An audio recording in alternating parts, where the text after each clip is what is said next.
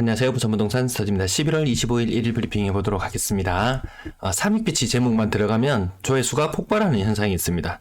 이 통계나 숫자들 제가 끊임없이 관찰을 하는데요. 오늘도 아마 어김없이 많은 조회수가 나올 걸로 보여집니다.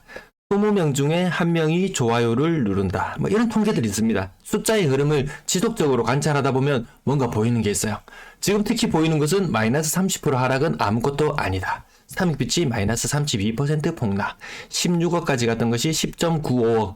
그러면 또 누군가는 이야기합니다. 이거 70%, 80% 폭락해야 된다고. 아마 시장이 그렇게 얼어붙지는 않을 거예요. 아마 어떤 오를 때도 기대감이 있었듯이 내릴 때도 마찬가지로 또 기대 심리가 있는 것 같습니다. 왜 30% 하락은 하락도 아무것도 아니라고 이야기를 붙이냐면 40% 하락도 뜨문 나오지만 간혹 가다가 50% 하락도 나오는 것이 있기 때문입니다. 부산은 10억 간다고 노래 부르던 곳 아마 집값이 4억 하면 그 다음에 누군가가 댓글을 답니다. 5억은 가야죠. 그럼 또 누가 댓글을 답니다. 6억은 가야죠. 7억은 가야죠. 8억은 가야죠. 네, 그런 댓글들이 줄줄이 달리는 것 아마 목격하셨을 거예요. 근데 줄줄이 노래를 부르다가 저 진짜 10억을 갔다는 글이 있었습니다. 부산 사람들 생각보다 인터넷 게시판에 글 쓰는데 상당히 거칩니다. 1광 10억 간다던 어떤 새끼 말이 맞았네 덜덜 하면서 해놨는데요. 약간 비아냥거리는 그런 느낌이 있습니다. 한 3억 조금 넘던 아파트가 3억 좀 넘던 아파트가 5억을 갔다가 6억을 갔다가 8억 5천, 8억 4천까지 갔어요. 8억 4천까지. 그럼 이때 분위기면 당연히 9억 가야죠, 10억 가야죠 이런 분위기 나옵니다. 근데 그 하락을 했습니다. 네, 5억 초반대까지 가격이 떨어졌는데요. 이 말이 맞았다고. 두 채에 10억, 1억이 이야기가 나올 정도로 사실 큰 거래량이 없었고 상승했듯이 떨어지는 지금 큰 거래량 없이 떨어지는 건 맞습니다. 오를 때는 이 가격을 받아들이고 내릴 때는 못 받아들인다? 그건 좀 문제가 있겠죠. 네, 둘 다 눈에 보이는 그대로 인정하고 지나가면 될 것 같습니다. 부산 역대급 하락. 하지만 전국 단위 뉴스에 제목 한번 못 올릴 정도 다른 지역들 굉장히 낙폭이 커져 있습니다. 울산 가까이 있는 울산도 대구보다 더 안전하다. 울산은 선방한다. 괜찮다. 라고 이야기했지만 대구보다 더 많이 떨어지잖아요.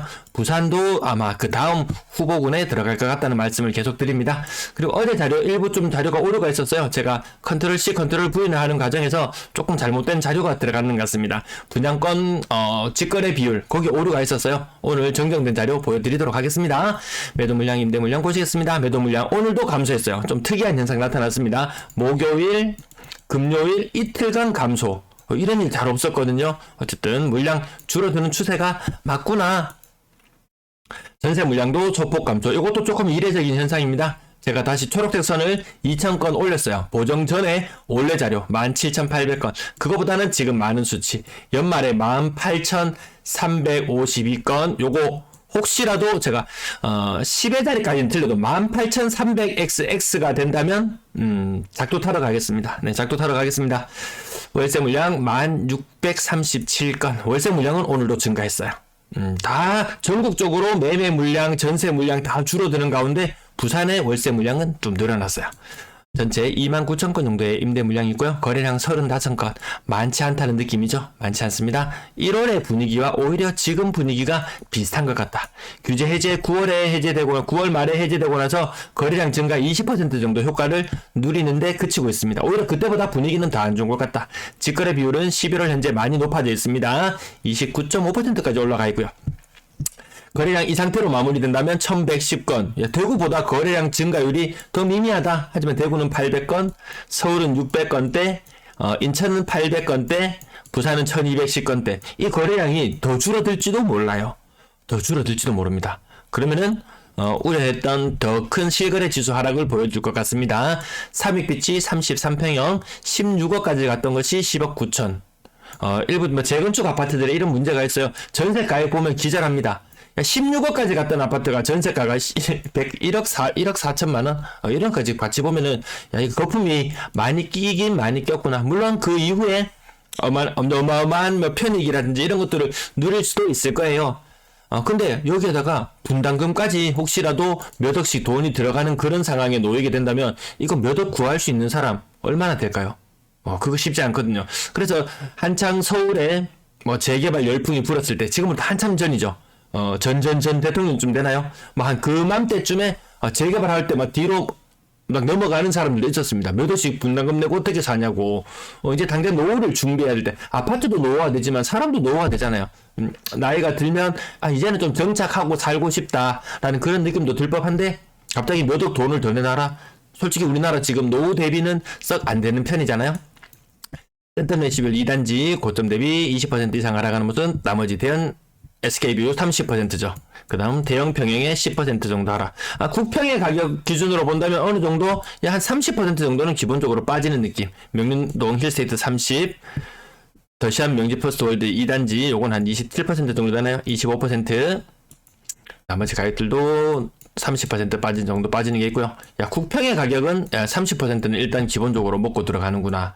브라운스톤 연재 1단지 한 25% 정도, 대연 롯데캐슬 1단지 30% 정도. 네, 이 30이라는 숫자 굉장히 많이 나오잖아요. 불과 한두 달 전까지 이렇게 부산이 바뀔 거라고 예상 못했을 거예요. 근데 저는 예상을 하고 있었어요. 왜? 먼저 떨어진 대구를 매일 브리핑하면서 1년 1개월째 하루도 거르지 않고 이 흐름을 계속 살펴봤어요. 이 흐름 다음에는 어떤 흐름이 나타나느냐?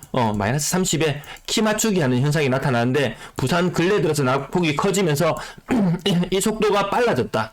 작년 연말까지 분위기가 안 좋아질 때 대구와 부산의 시차는 2개월 정도로 봤어요. 근데 부산은 또 계속 선방하는 거예요. 뒤늦게까지 선방했어요. 격차가 6에서 8개월까지 벌어졌어요.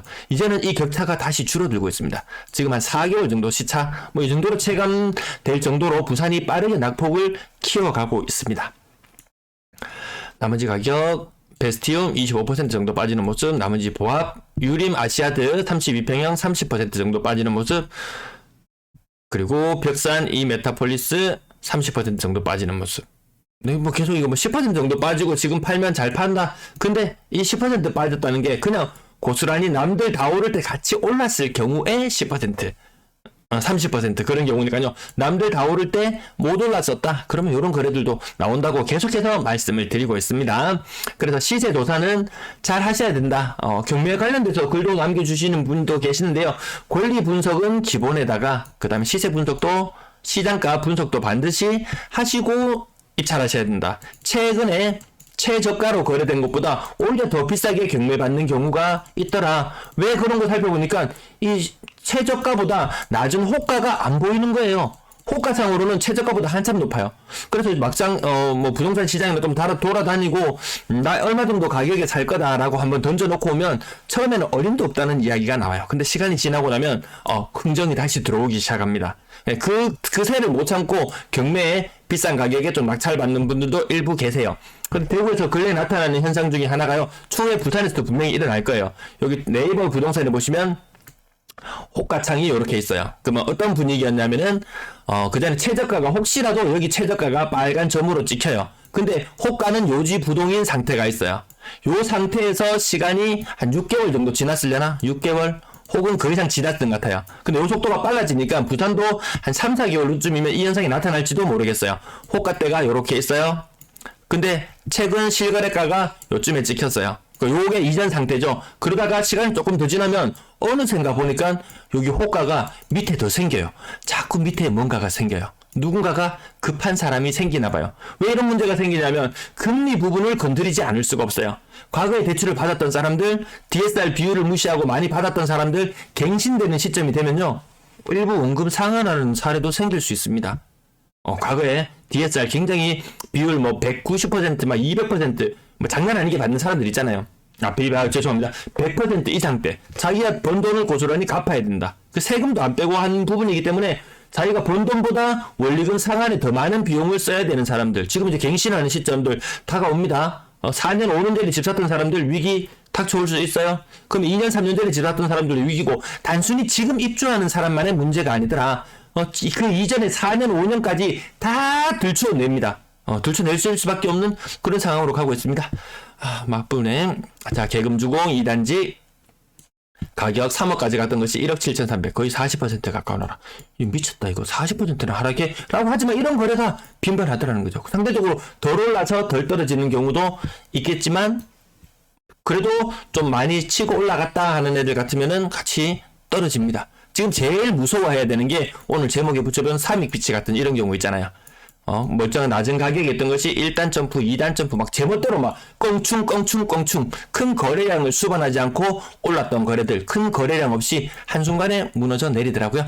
자, 어제 요 차트도 조금 오류가 있었어요. 지금 10월달 건당 거래대금 3억 5천이 맞아요. 3억 5천이 맞습니다. 어제 3억 2천인가 3천인가 좀 다로가 잘못 나타난 부분이 있었습니다. 하지만 10월달까지 분위기를 억지로 살려내려고 했는데 11월달에 다시 죽어간다. 거래량 3천 건 이상 되어야 되는데 분위기 살리려면 3,000건 이상이라고 말씀드리죠. 지금 1,200건대. 1,200건대도 넘기에 좀 버거워 보인다. 10월에 뭔가 좀 꿈틀꿈틀 하려고 했어요. 근데 이것도 손바닥도 마주쳐야지 소리가 나고 손바닥도 마주쳐야지 다시 띄우기가 가능할 텐데 누군가는 띄우고 싶어서 안달을 해요. 하지만 거기에 호응하는 사람이 없더라. 호응을 하고 싶은데 DSR 규제부터 시작해서 대출이 안 나오더라. 대출은 나온다 손 치더라도 야 금리 때문에 이자 갚을 길이 막막해지더라. 이런 상황으로 가고 있습니다. 자, 해수동 어떤가요? 해수동 오랜만에 한번 볼까요? 해수동 동래구 거래량 좀 살아났습니다. 근데 대다수가 가격이 엄청나게 떨어지면서 거래량이 살아나죠. 수영구 거래량 살아나지도 못했어요. 해운대구 거래량 살아났습니다. 하지만 여기도 가격 많이 빠지면서 살아나기 때문에 전반적으로 시장을 다시 띄우기에는 역부족이다. 그럼 나라에서 세금이나 뭐 여러 가지 혜택들 지금 계속 이야기 나오고 있어요. 경착륙 우려가 너무 커지고 있거든요. 지방에서 몇 군데 대우 같은 것도 시름시름 앓을 때는 뭐 규제를 전면적으로 푼다는 이런 신용도 안 했어요. 근데 수도권이 무너지니까 지금 난리가 발등에 불이 떨어졌어요. 왜 수도권의 경기도라든지 이런 것들 생각보다 또 추후에 공급해야 될 것들 많거든요. 자, 분양권 거래량 6건 신고되었고요. 직거래 비율, 여기도 좀 오류가 있었어요. 근래 들어서 10% 정도, 분양권 직거래 많이 줄어들었습니다. 그 가격에는 나는 못 팔겠다. 고점 대비 이렇게 많이 떨어졌는 가격. 옛날 가격 생각하면 정말 집 팔지도 못합니다. 사는 사람이야 옛날 가격 생각하고 사면 좋겠지만, 파는 사람 입장에서는 끝까지 버틸 때까지 버틴다. 근데 지금 시장에 거래되고 있는 것들이 버티고 자금 융통을 위해서 이렇게 저렇게, 백방으로 수소문하고 다녀봤지만 정말 이 남들한테 딱 남입니다. 그냥 남이에요. 옆에 도와줄 사람 없더라. 친인척도 남입니다. 진짜 돈과 관련되어서는 서로 도움을 주고받기가 생각보다 쉽지 않더라. 대시양 헤린드 플레이스 파크시티 같은 경우는 5억 3천까지 갔던 것이 2억 9천, 거의 40% 분양권에서 한번 살아보지도 않고 네, 뭐 이런 일들이 일어납니다. 전세 거래량 오늘 좀 뒤죽박죽 많이 신고되었어요. 거래 건수도 많이 늘어났습니다. 보통 때보다 한 2배 정도 늘어난 걸로 보입니다. 어제 또 뭔가 오류가 있었는지 모르겠어요. 제가 국토부 자료를 실거로 받아가지고 자료를 계속 했는데 여기 오류가 조금 살짝 있어요. 하지만 최종 거래량은 최신 업데이트 되는 게 맞기 때문에 요 내용 그대로 보시면 되겠습니다.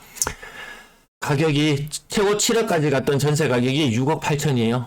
최고 7억 6천까지 갔던 것이 6억 3천이에요. 전세 가격 떨어지지도 않았다 이런 느낌. 오히려 저는 이게 보이지 않는 역월세가 굉장히 많을 거다. 사실 2억 3억 돈 돌려줘야 되는 집 굉장히 많아요. 이 가격대 한 7억대 했는 아파트 같으면은 기본적으로 전세 금액을 한 2, 3억 돌려줘야 되는데 그렇게 돌려줄 수 있는 사람이 많지는 않을 것 같다. 일례로 봅시다. 한번 보겠습니다. 사직 롯데캐슬 더 클래식. 이거 매매 가격 얼마까지 갔나요? 한 12억 3억까지 갔나요? 한 12에서 13억 정도 갔나요? 최근 거래 가격 뭐 한 8억 9억? 8, 9억 정도 이 정도 떨어져도 집값 이만큼 떨어졌어요. 근데 전세가가 6억밖에 안 한다? 전세가율이 이렇게 높을 수 있나요? 이렇게 고가의 아파트들은 전세 가격률이 한 50% 선에서 형성되거든요. 그렇게 치면은 야 이거 5억만 해도 전세 가격 비싸다. 그럼 1억 이상 이 차이가 가격이 벌어질 수가 있어요. 그럼 그만큼 아마 역월세나 이런 부분 보이지 않는 부분이 그렇지 않고서야 전세 가격이 이렇게 비이성적으로 높을 수가 없다. 금리가 2배로 올랐는데 이렇게 높아질 수가 없다. 대형 롯데캐슬 레전드 121제곱미터 같은 9억 9천이 5억 5천으로 떨어진다. 그나마 이게 좀 금리가 반영된 전세 가격이거든요. 저는 얼마 전에 깜짝 놀랐습니다. 대구의 모 아파트 가격이 한 7억까지 갔을 거예요. 고점 기준으로. 근데 저점 지금 호가가 얼마에 나와 있냐면 3.87억. 그래서 이 매물이 정말 매력적이다. 올해 1년 전까지만 해도 5억대의 거래가 되었어요. 5억, 4억 9천 혹은 5억. 이게 올해 1월달 거래 금액은요. 와 많이 떨어졌다. 고점 대비 한 25% 가까이 떨어지는 이런 모습 보였을 때 깜짝 놀랐어요. 근데 지금은 3.87억에 나와 있는 매물이 빨리 정리가 안 되더라고요. 저 누가 잽싸게 채갔는 줄 알았어요. 잽싸게 누가 채간 줄 알았는데 정리가 안 되고 있어요. 그래서 저런 걸 한번 사면 어떨까 하는데 지인한테 연락을 한번 돌렸습니다. 저거 괜찮지 않냐. 그래서 딱 가서 네이버 부동산에서 같이 한번 찾아봤습니다. 전세 매물 호가가 얼마나 나와 있냐면 전세가가 2.1억으로 떨어졌어요. 얘도 전세가가 한창 때는 거의 한 4억 후반대 갈 정도로 굉장히 인기 있는 지역이었거든요. 근데 전세가가 2.1억에 나와 있어요.